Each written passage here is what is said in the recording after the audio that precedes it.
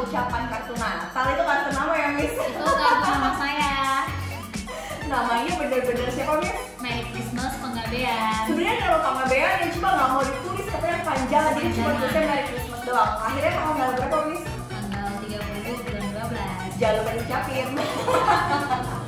Oke, sekali lagi kita mau ucapin selamat Hari Natal 2020 dan selamat menyambut tahun baru di 2021. Semoga tahun 2021 jauh lebih baik dari pada tahun yang sudah kita lewati ya. Iya, benar. Pandemi berakhir, coronanya selesai, kita bisa bebas jalan-jalan kemana-mana, bisa mulai traveling ke luar negeri, visit kampus yang kalian mau tuju ya Miss ya. Iya, benar. Oke, hari ini kita mau bahas apa nih Miss?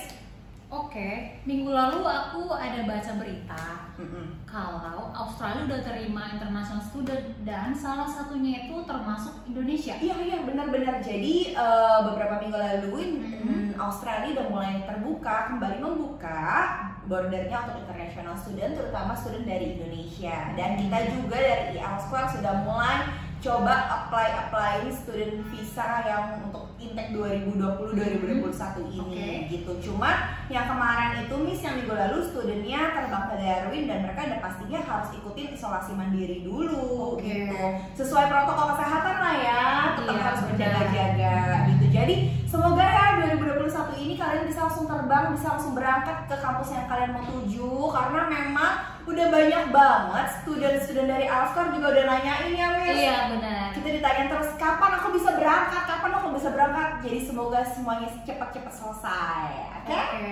Lagi nih Miss mau ditanyain hari ini. Berarti ini berita bagus dong untuk calon-calon student yang mau ke Australia. Banget. Jadi tema kita hari ini hal-hal yang perlu kita tahu tentang kuliah di Australia. Australia.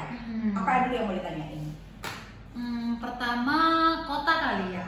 Biasanya untuk anak-anak yang mau kuliah di Australia itu ke kota-kota mana aja sih Miss? Ya kota di Australia memang banyak ya.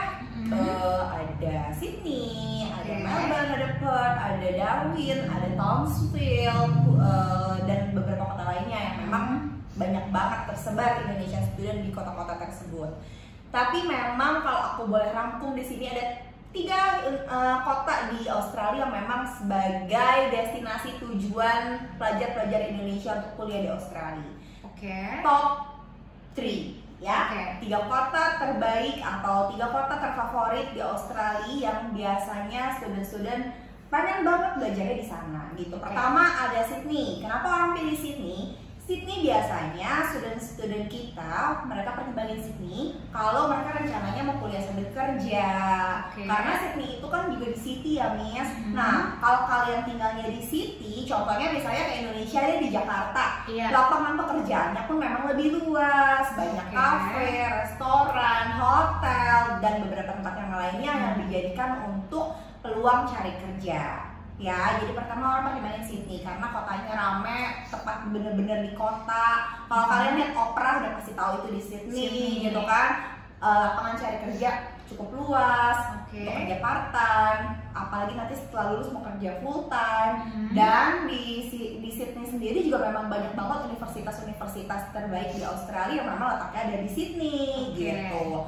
Kedua, kota yang terfavoritnya juga adalah Melbourne. Nah, kenapa orang pilih Melbourne?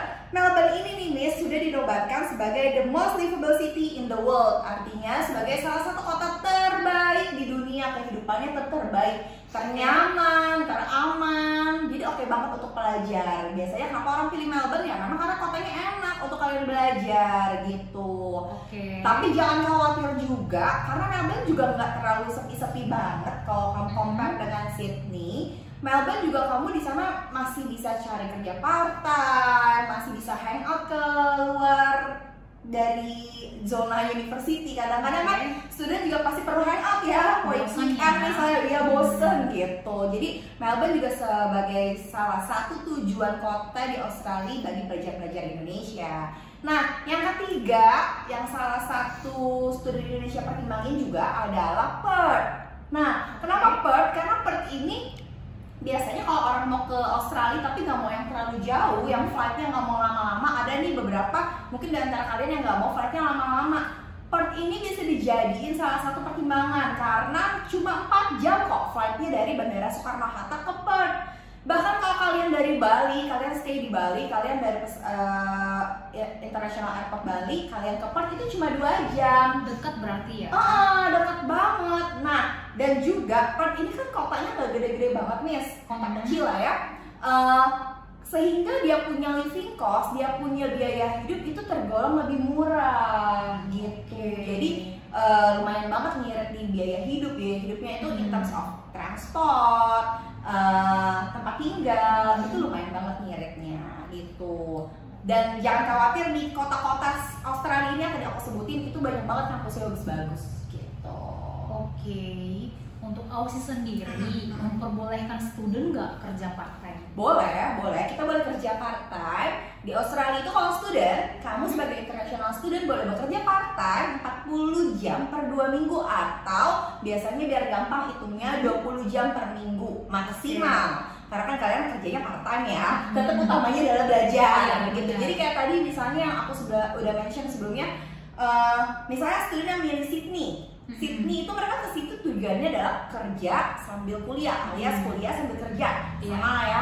Jadi mereka kayak paginya kuliah, sorenya kerja, malamnya kerja gitu. Kerjanya banyak nih, ada boleh kerja di restoran atau di supermarket, bagian stok opnam atau kasir dan lain sebagainya. Peluang kerjanya banyak banget gitu. Nah, kalau kalian kerja biasanya nih student-studentku bilang mereka tuh bisa dibayar kisaran dari $12 lah per jam, $12 sampai $15 tergantung kerjanya apa gitu.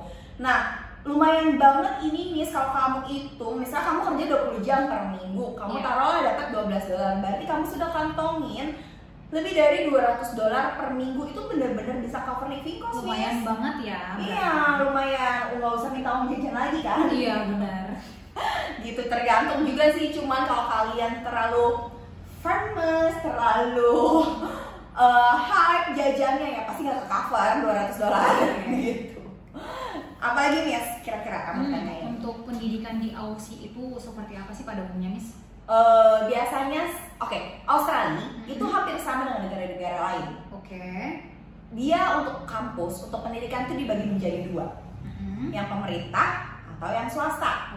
Nah, biasanya kalau aku pribadi sebagai konsultan, kita pasti tanya dulu pastinya kan kayak kamu mau jurusan apa, kayak gitu. Tapi memang aku lebih banyak rekomen kalau Australia itu ke kampus pemerintahnya. Kenapa gitu? Karena kampus pemerintahnya Australia itu sangat open for international student.